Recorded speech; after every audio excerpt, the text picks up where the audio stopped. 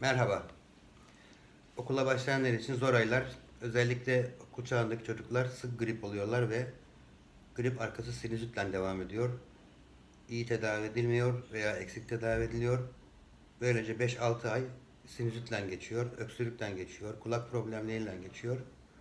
Bunun için sinüzitle ilgili uyanık olunuz. Uyanık olmak ne demek?